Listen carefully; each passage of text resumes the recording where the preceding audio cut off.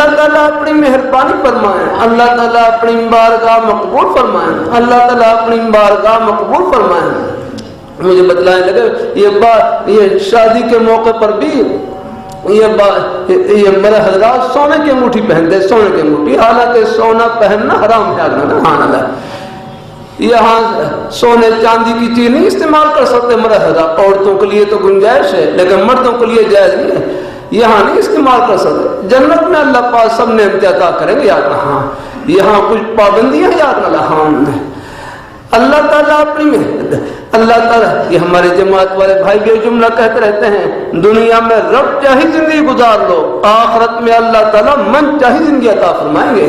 خود اللہ میاں فرمائے وَلَكُمْ فِيهَا مَا تَشْتَهِي أَنفُسُكُمْ، تمہارے لیے جنت میں وہ کچھ ہوگا جو تم چاہو گے۔ ہاں یا اللہ سبحان اللہ ہے۔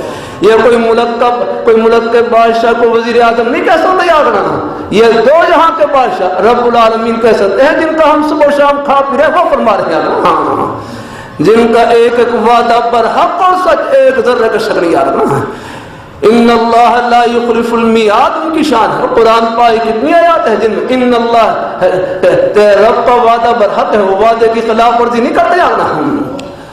یہاں بھی سب کچھ اللہ تعالیٰ کا دیا ہوا، ہمارے پاس اپنا کیا؟ ہمارے پاس تو اپنا ناخن نہیں ہے، انگلی نہیں ہے، آنکھ نہیں ہے، زبان نہیں ہے، یہ سب کچھ اللہ تعالیٰ کی عطا ہے۔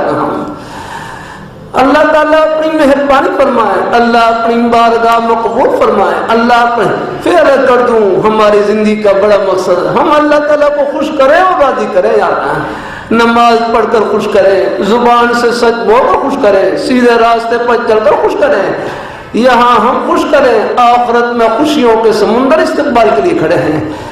اللہ تعالیٰ سب کو نصیب فرمائے، آمین آمین۔